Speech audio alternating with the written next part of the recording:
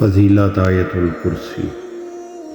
مصباح کف امی میں جناب رسول خدا سے منقول ہے کہ جو شخص آیت الکرسی پابندی سے پڑھے گا، خداوند عالم اس کے قلب کو حکمت، ایمان، خلوص، توکل اور وقار سے بھر دے گا۔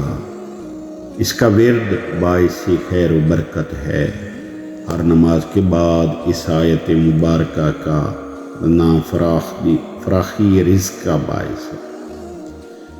وسائل شیعہ میں جناب امام جعفر صادق علیہ السلام سے مروی ہے کہ جو شخص آیت الکرسی ہر نماز فریضہ کے بعد پڑھے تو اسے نیشدار جانور اسے نقصان نہیں پہنچے گا، بلکہ جن و انس کے ضرر سے بھی بچا رہے گا۔ نیز اسی وسائل شیعہ میں بحوالہ ثواب الاعمال شیخ صدوق رحمۃ اللہ علیہ سے مروی ہے کہ ہر نماز فریضہ کے بعد سورۃ الاخلاص پڑھنے والے کو بھی نیشدار جانوروں سے کوئی ضرر نہیں پہنچے گا۔ صبح کی نماز کے بعد 7 مرتبہ پڑھنے سے ہر قسم کے ضرر و نقصان سے محفوظ رہے گا اور روزی کے دروازے دن بھر کھلے رہیں گے۔ اگر روزانہ رات کو تلاوت کرے تو موذی جانور اور دشمن کے حملوں سے محفوظ رہے گا، اپنے پاس رکھنے سے ہر قسم کے ضرر سے محفوظ رہے گا۔ اگر اس کو لکھ کر کھیت میں دفن کر دیا جائے تو وہ کھیت چوری اور نقصان سے بچا رہے گا اور پیداوار میں برکت ہوگی۔ اگر آیت الکرسی لکھ کر دکان میں رکھی جائے تو کاروبار میں خیر و برکت کا ذریعہ بنے گا، اور گھر میں لکھ کر رکھنے سے چوری سے بچاؤ کا موجب ہے۔ اگر مرنے سے پہلے اس کو پڑھ لے تو بہشت میں اپنا مقام دیکھ لے گا۔ ہر شب سوتے وقت اس کا پڑھنا فالج سے حفاظت کا باعث ہوگا۔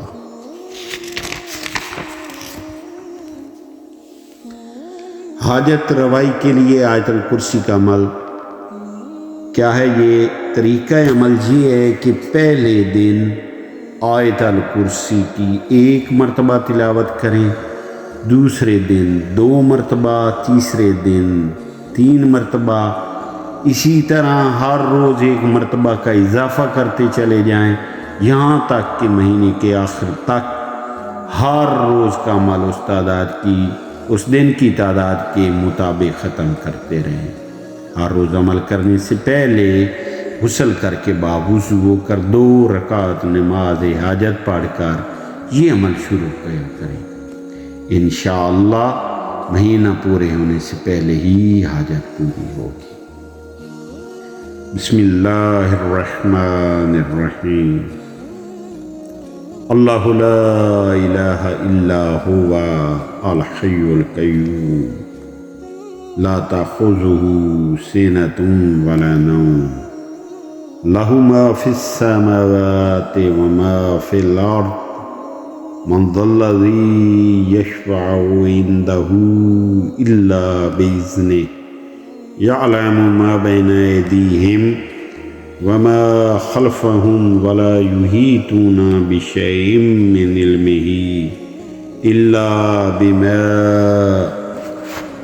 شاء وسع كرسيه السماوات والأرض ولا يؤوده حفظهما وهو العلي العظيم لا إكراه في الدين قد تبين الرشد من الغي فمن يكفر بالطاغوت ويؤمن بالله فقد استمسك بالعروة الوثقى لا انفصام لها والله سميع عليم۔ الله ولي الذين آمنوا يخرجهم من الظلمات إلى النور والذین کافروا اولیاؤہم الطاغوت یخرجونہم من النور الی الظلمات اولئک اصحاب النار هم فيها خالدون۔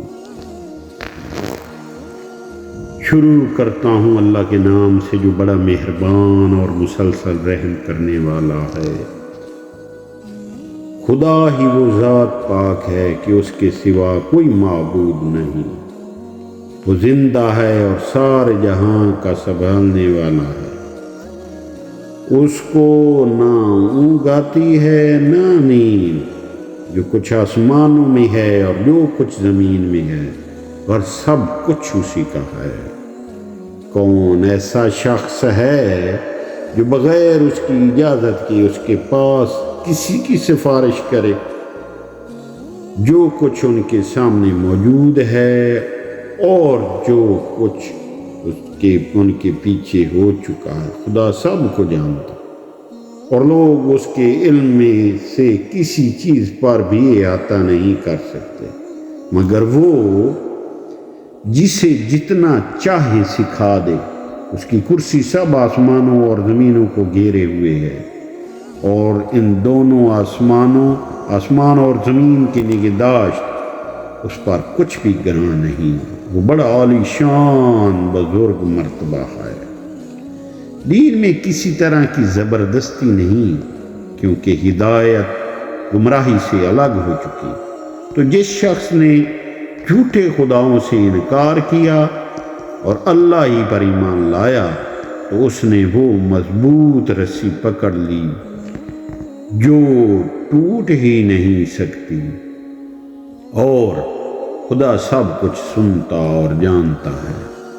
خدا ان لوگوں کا سرپرست ہے جو ایمان لا چکے ہیں۔ انہیں گمراہی کی تاریکیوں سے نکال کر ہدایت کی روشنی کی طرف روشنی میں لاتا ہے، اور جن لوگوں نے کفر اختیار کیا ان کے سرپرست شیطان ہیں۔ ان کو ایمان کی روشنی سے نکال کر کفر کی تاریکیوں میں ڈال دیتے ہیں۔ یہی لوگ تو جہنمی ہیں اور یہی اس میں ہمیشہ رہیں گے۔